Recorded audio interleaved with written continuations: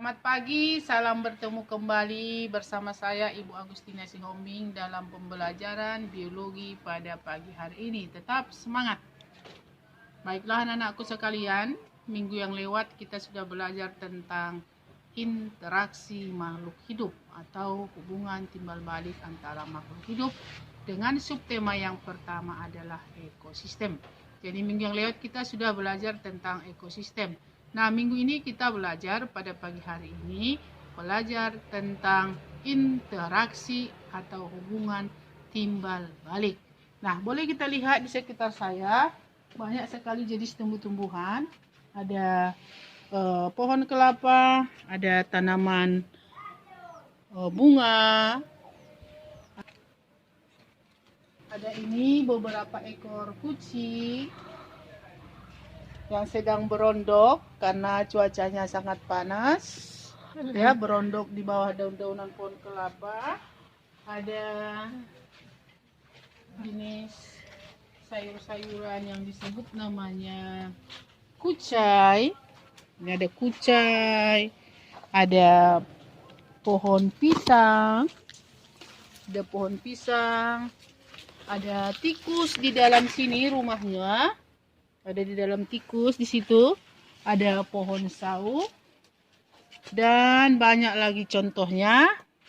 Nah, mereka ini semua adalah hidup saling berinteraksi. Ya, berinteraksi. Nah, kemudian dengan tanah tempat lingkungan hidupnya. Jadi walaupun tanah ini merupakan benda mati, tetapi dia sangat berperan dalam proses kehidupan para tumbuhan yang ada di sini. Baiklah anak-anakku sekalian, kita masuk ke dalam pembelajaran yang berikutnya. Stay tune. Masuk kita ke pembelajaran kita yaitu macam-macam bentuk pola interaksi.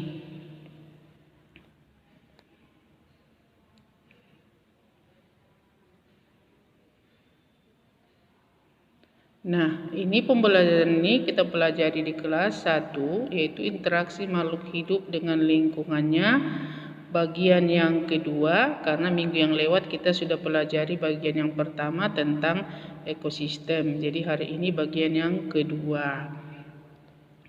Nah, kita kembali mengingat tentang ekosistem. Apa yang dimaksud dengan ekosistem? Jadi hubungan timbal balik antara makhluk hidup dengan lingkungannya. Jadi itu yang dimaksud dengan ekosistem. Setiap organisme tidak dapat hidup sendiri melainkan selalu bergabung pada organisme lain dengan lingkungannya. Jadi harus bergabung dengan makhluk hidup yang lain yang ada di lingkungannya. Tidak bisa hidup sendiri. Nah, baiklah anak-anakku sekalian, kita lanjutkan pelajaran kita. Setiap organisme melakukan interaksi tertentu dengan organisme lain untuk memenuhi kebutuhannya seperti kebutuhan akan makanannya. Ya.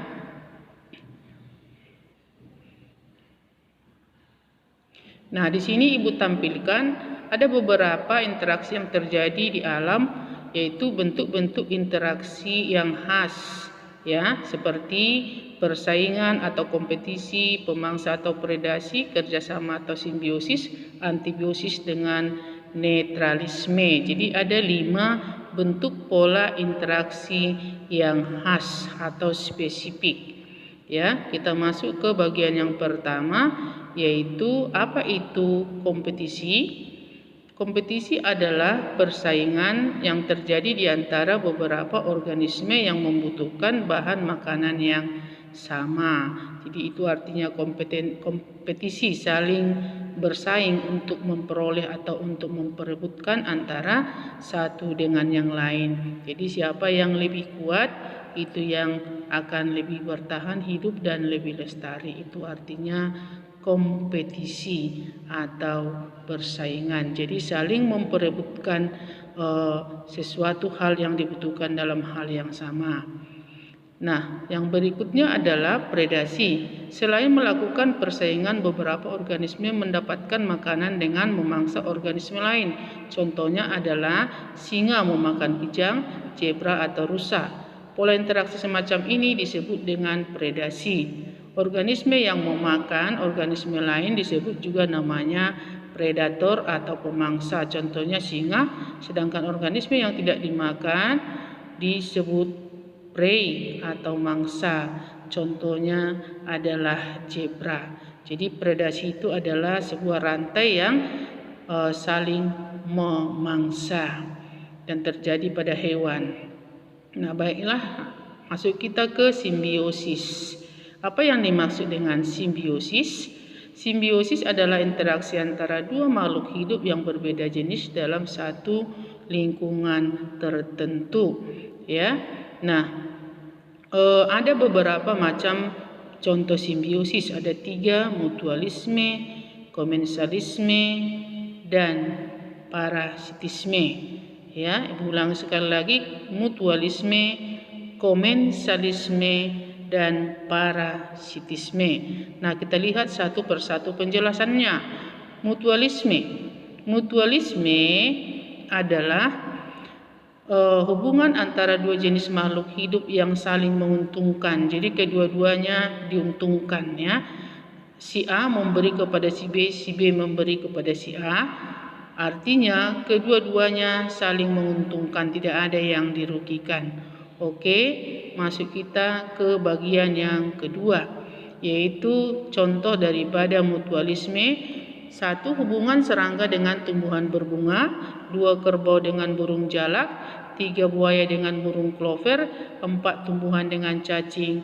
Jamur dengan ganggang. Akar tanaman polong-polongan dengan bakteri Rhizobium radiciola yang hidup pada akar kacang-kacangan.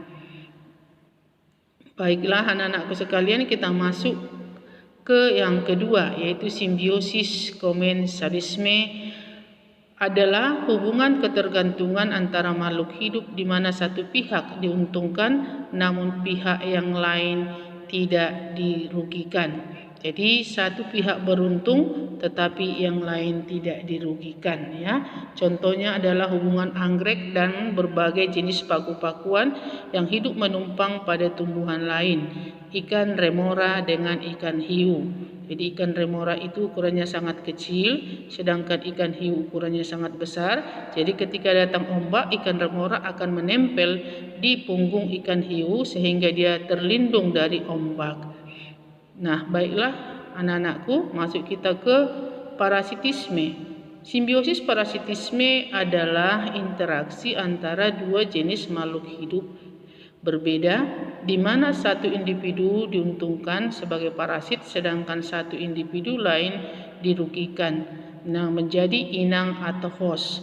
Jadi contohnya benalu yang hidup di pohon inang. Selain menumpang hidup, benalu juga mengambil makanan dari tumbuhan inang yang ditumpanginya dan tumbuhan tali putri yang menumpang pada tumbuhan lain.